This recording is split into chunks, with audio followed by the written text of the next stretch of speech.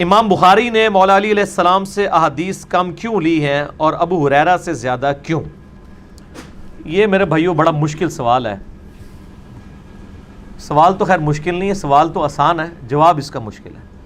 میں نے اس پہ کافی غور و تفکر کیا ہے. یہ بات حقیقت ہے کہ ائمہ محدثین نے اہل بیت سے بہت کم روایتیں لی ہیں، جبکہ ان کی صحبت بھی نبی صلی اللہ علیہ وآلہ وسلم کے ساتھ زیادہ تھی. اور یہ شیعہ کی طرف سے ایک ویلڈ پوائنٹ ہے اس حوالے سے کہ حضرت ابو ہریرہ رضی اللہ تعالیٰ عنہ 7 ہجری میں مسلمان ہو رہے ہیں اور نبی علیہ السلام کی وفات 11 ہجری میں ہے. جنہوں نے 4 سال تک صحبت کی ہے ان کی سب سے زیادہ احادیث ہیں اہل سنت کے ہاں احادیث کی کتابوں میں. آلموسٹ تقریباً 5,500 احادیث حضرت ابو ہریرہ نے روایت کی ہیں. باقی جو لاکھوں میں حدیثیں ہیں وہ تو میں نے پہلے بھی بتا دیا کہ حدیثیں جو ہیں وہ ٹوٹل نبی صلی اللہ علیہ وآلہ وسلم کی 10,000 ہیں. باقی یہ سارے طرق ہیں، یعنی ایک حدیث کو 10 صحابہ نے سنا، حدیث ایک ہے لیکن اس کے طرق 10 ہو گئے. ہر صحابی نے 10 کو سکھایا، حدیث ایک ہے لیکن طرق 100 ہو گئے. ہر تابعی نے آگے 100 تبع تابعین کو سکھایا، حدیث ایک لیکن طرق 1000 ہو گئے. جیسے امام بخاری کو انما الاعمال بالنیات کی 700 اسنادیات تھیں، وہ حدیثیں 700 ہیں، طرق 700 ہیں. طرق طریق کی جمع، طریق کہتے ہیں نریشن کو، چین کو، اس کی جمع ہے طرق، کئی ایک نریشنز، لیکن حدیث تو ایک ہی رہے گی نا. تو یہ معاملہ لگا. یہ اہل علم کو تو پتہ ہے، ویسے علماء دھوکہ دیتے رہے، اللہ بات ہے، ان کو تو پتہ ہی ہے. باقی رہا اہل بیت سے احادیث روایت کرنے کا معاملہ، تو میرا اس میں موقف یہ ہے کہ صرف مولا علی کا مسئلہ نہیں ہے، حضرت ابو بکر اور حضرت عمر سے بھی بہت کم حدیثیں ہیں ہمارے اہل سنت کی کتابوں میں. اور اس کا جواب حضرت ابو ہریرہ نے خود بھی دیا ہے. بخاری مسلم میں حدیث ہے کہ لوگ کہتے ہیں کہ ابو ہریرہ اتنی حدیثیں بیان کرتا ہے، تو وہ کہتے ہیں کہ میرے باقی بھائی جو ہیں وہ تو دن کے وقت مشقت اٹھاتے ہیں روزگار کمانے کی، اور میں تو اصحاب صفہ میں شامل ہوں، پورا دن نبی صلی اللہ علیہ وآلہ وسلم کی صحبت میں رہتا ہوں، آپ سے سوال پوچھتا رہتا ہوں، حدیثیں یاد رکھ لیتا ہوں. پھر بخاری مسلم میں بھی حدیث ہے، نبی علیہ السلام نے فرمایا کہ کون ہے جو اپنی چادر بچھائے، تو اب حضرت ابو ہریرہ نے بچھائی تو نبی علیہ السلام نے یوں مٹھی بھر کے اس میں رکھی، انہوں نے سینے سے لگا لی، اس کے بعد وہ کوئی حدیث نہیں بھولے. بل مولا علی نے اس لیے روایت نہیں کی کہ مولا علی ہوں یا ابو بکر ہوں یا عمر ہوں یا عثمان ہوں رضی اللہ عنہم اجمعین، یہ سب کے سب خود سراپا سنت تھے، ان کو حدیثیں روایت کرنے کی ضرورت نہیں تھی. ان کی شخصیت ہی خود نبی صلی اللہ علیہ وآلہ وسلم کی شخصیت کا پرتو تھی. میں نے بتایا صحیح بخاری میں موجود ہے کہ حضرت علی رضی اللہ تعالیٰ عنہ کوفے کے چبوترے پر نماز پڑھنے کے بعد بیٹھ کے لوگوں کو مسائل سکھایا کرتے تھے، پریکٹیکلی وضو کر کے سکھاتے تھے. جب چلتی پھرتی رسول اللہ کی تصویر حضرت ابو بکر عمر عثمان و علی کی شکل میں موجود ہے تو ان کو حدیثیں بیان کرنے کی ضرورت ہی نہیں ہے، وہ تو خود چلتے پھرتے. اسی لیے کہا گیا نا علیکم بسنتی و سنت الخلفاء الراشدین المہدیین، تم پر میری سنت اور میرے خلفاء راشدین کی سنت لازم ہے. وہ جو روایت ہے نا کہ میرے صحابہ ستاروں کی مانند ہیں، جس کی بھی پیروی کرو کامیاب ہو جاؤ گے، جھوٹی روایت ہے. شیخ البانی، شیخ زبیر لزئی سب اس کو جھوٹا کہتے ہیں. یہ تو پاسبل ہی نہیں ہے نا. ہاں خلفاء راشدین کی سنت لازم ہے، کیونکہ کئی صحابہ رسول سے ایسی تفردات ثابت ہیں جو اجماع امت کے خلاف ہیں. مثلا بخاری میں آتے ہیں ابن مسعود رضی اللہ تعالیٰ عنہ سورۃ الفلق اور سورۃ الناس کو قرآن کا حصہ نہیں مانتے تھے. بعد میں انہوں نے رجوع کر لیے تو الگ بات ہے، بل وہ پہلے تو نہیں مانتے تھے، بلکہ خرج دیتے تھے مصحف میں سے، جبکہ باقی سارے صحابہ اس کو حصہ مانتے تھے. تو انڈیویجول صحابی کی رائے غلط بھی ہو سکتی ہے، اس لیے صحابہ کا اجماع حجت ہے یا خلفاء راشدین کی سنت حجت ہے، وہ بھی جس پہ اجماع ہو جائے. اگر خلیفہ راشد سے بھی کہیں غلطی ہوگی وہ رپورٹ ہو جائے گی اور اس کی اصلاح ہو جائے گی، لیکن عام صحابی کی غلطی رپورٹ نہیں ہوتی ہے. اس لیے خلفاء راشدین کی سنت پہ عمل کیا جائے، وہ سراپا سنت ہے. دوسرا، خلفاء راشدین میں احتیاط کا پہلو بھی ذرا غالب تھا، یہ حقیقت ہے. صحیح مسلم میں حدیث ہے کہ مولا علی رضی اللہ تعالیٰ عنہ جب نہروان کے لیے خوارج کے خلاف قتال کرنے کے لیے جا رہے تھے تو انہوں نے اپنے فوج کا مورائل بلند کرنے کے لیے ایک حدیث بیان کی، اور اس سے پہلے انہوں نے بڑے جو ہے حیران کن الفاظ بولے. انہوں نے کہا کہ نبی صلی اللہ علیہ وآلہ وسلم سے متعلق میں کوئی ایسی بات بیان کروں جو میں نے خود نہ سنی ہو، میں اس کو اس سے بڑا جرم سمجھتا ہوں اپنے حق میں کہ مجھے آسمان سے زمین پر پٹخ دیا جائے. وہ میں اپنے لیے کم عذاب سمجھتا ہوں، لیکن اس عذاب کو میں بڑا عذاب سمجھتا ہوں کہ میں نبی صلی اللہ علیہ وآلہ وسلم کی طرف کو ایسی بات منسوب کر دوں جو میں نے خود نہ سنی ہو. اب ذرا احتیاط کا پہلو دیکھیں تو پھر ایسے لوگ تو ڈرتے ہی ہوں گے نا روایتیں بیان کرتے ہوئے. تو اس کے بعد پھر انہوں نے حدیث بیان کی کہ خوارج کو جو لوگ قتل کریں گے وہ مخلوق کے بہترین لوگ ہوں گے، اور خوارج کی جماعت جو ہے وہ بدترین جماعت ہوگی. جو کہ سیدنا علی ان سے قتال کرنے جا رہے تھے، انہوں نے اپنے فوجیوں کا مورائل بلند کیا، یہ اس موقع پہ انہوں نے کہا. تو یہ الفاظ مسلم میں ہے کہ میں آسمان سے زمین پہ گر پڑوں یہ مجھے گوارا ہے، لیکن نبی علیہ السلام کی طرف کوئی ایسی بات بیان کروں۔ پھر دیکھیں مسلم شریف کی جو پہلی حدیث ہے وہ مولا علی سے ہے، اور وہ حدیث کیا ہے؟ جس شخص نے میری طرف جھوٹ منسوب کیا وہ اپنا مقام دوزخ میں دیکھ لے۔ یہ حدیث حضرت ابو ہریرہ سے بھی ہے، انس بن مالک سے بھی ہے، مغیرہ بن شعبہ سے بھی ہے، جابر بن عبداللہ سے بھی ہے رضی اللہ عنہم اجمعین۔ یہ سارے طرق امام مسلم شروع میں یہ لے کے آئے ہیں، تو اس سے آپ کو احتیاط کا پہلو ذرا سمجھ آ جاتا ہے۔ تو میرا تو گمان ایسا ہی ہے۔ اور باقی جو یہ دوسرا سوال لکھا ہے نا کہ امام بخاری نے امام جعفر صادق علیہ السلام سے روایتیں کیوں نہیں لی ہیں اور امام مسلم نے کیوں نہیں لی ہیں، امام مسلم نے تو لی ہیں۔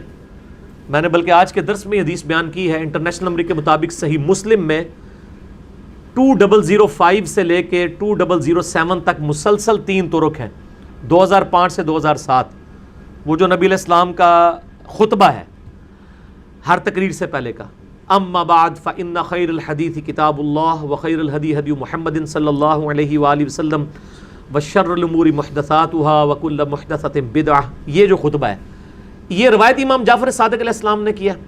امام جعفر سے 2 واسطوں سے امام مسلم نے لیا ہے، اور امام جعفر نے لیا ہے امام باقر سے، اور امام باقر نے سنا ہے جابر بن عبداللہ سے۔ اس کی آپ مسلم میں سند نکال کے پڑھ لیں کہ جعفر بن محمد اپنے باپ سے روایت کرتے ہیں اور وہ جابر بن عبداللہ سے۔ جعفر بن محمد الباقر، جعفر کون ہے؟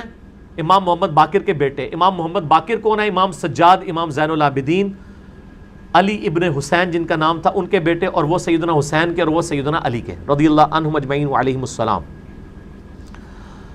اسی طریقے سے ترمذی ابو داؤد میں بھی روایتیں موجود ہیں، امام موسیٰ کاظم، امام علی رضا کی حدیثیں موجود ہیں۔ امام شافعی تو شاگرد ہیں امام موسیٰ کاظم کے، امام حنیفہ شاگرد ہیں امام جعفر الصادق کے، اور امام مالک بھی امام باقر اور امام جعفر الصادق کے مریدین میں سے ہیں، اس حوالے سے کہ ان سے اکتساب کیا ہے، وہ پیری مریدی والا مریدین نہیں۔ تو روایتیں تو لی ہیں امام مسلم نے، البتہ امام بخاری نے امام جعفر سے کوئی روایت نہیں لی ہے، امام باقر سے لی ہیں انہوں نے روایتیں، اور امام زین العابدین سے بھی لی ہیں۔ اور وہ اس کی وجہ یہ ہے کہ امام بخاری کے زمانے میں اہل بیت کے حوالے سے ایسا پراپوگنڈا تھا کہ وہ امام بخاری یعنی امام جعفر کو ضعیف راوی سمجھتے تھے۔ انہوں نے اپنے یعنی کتاب الضعفاء میں غالباً جو ضعیف راویوں والی کتاب ہے اس میں ان کو ضعیف راوی لکھا ہے۔ ضعیف سے مراد یہ ہے کہ حدیث قبول کرنے کے اعتبار سے اس کا کوئی بھی مطلب ایشو ہو سکتا ہے کہ وہ پراپوگنڈا تھا یا کیا تھا۔ وہ تو میں نے بتایا کہ امام شافعی جیسے امام پہ اتنی بڑی تہمت لگ گئی، امام بخاری تو بہت چھوٹے ہیں ان کے مقابلے پہ۔ امام شافعی جو ہیں وہ احمد بن حنبل کے استاد ہیں اور امام مالک کے سب سے لائق ترین شاگرد ہیں۔ امام شافعی اہل سنت کے وہ امام ہیں کہ ان کے پائے کا کوئی امام نہیں ہے، باقی تو صرف ایک فیلڈ کے امام ہیں۔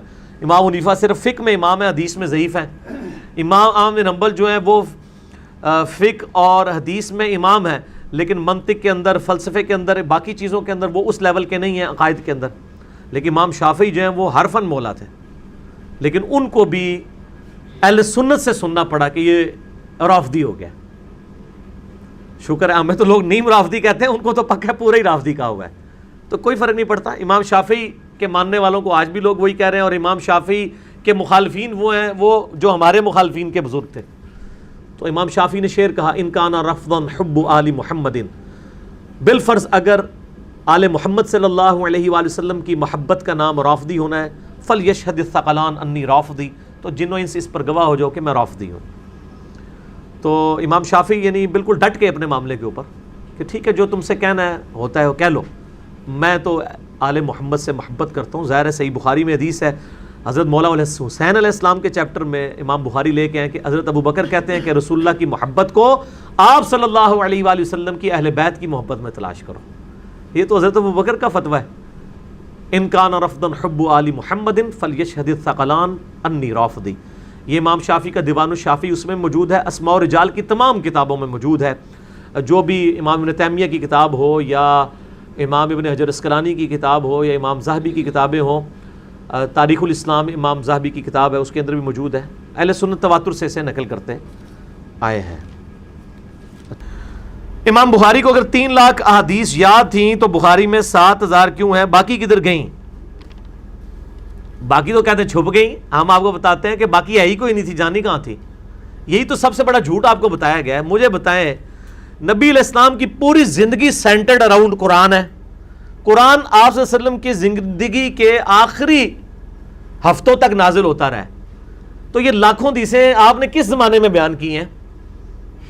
حضرت ابو ہریرہ رضی اللہ تعالیٰ نے سب سے زیادہ حدیثیں روایت کی ہیں، ان کی حدیثوں کی تعداد بھی 5,500 سے زیادہ نہیں ہے. یہ لاکھوں حدیثیں کبھی بھی نہیں تھیں، نہ نبی علیہ السلام کی کوئی ہزاروں سال کی زندگی تھی کہ آپ نے لاکھوں حدیثیں بیان کی ہیں. اللہ کے بندو، لاکھوں حدیثیں بیان کرنے کے لیے سینکڑوں سال کی، ہزاروں سال کی زندگی چاہیے. یہ جھوٹ ہے کہ لاکھوں حدیثیں تھیں. حدیث، روایت، طریق، یہ چونکہ محدثین کی ٹرم ہے، عام لوگوں کو سمجھ نہیں ہے، اس لیے اس ناسمجھی کا فائدہ علماء اٹھا کے کہہ رہے ہوتے ہیں. جب ہم ان کو رفع الیدین کی حدیثیں بخاری مسلم سے دکھاتے ہیں نا، وہ کہتے ہیں ساڈیاں بھی ایسا وہ امام بخاری نے لئیاں ہی نہیں نے، وہ گم گیا کدھر. وہ امام بخاری کو 3 لاکھ یاد تھی، وہ جڑی نہیں لکھیاں نا وہ ساڈیاں سن.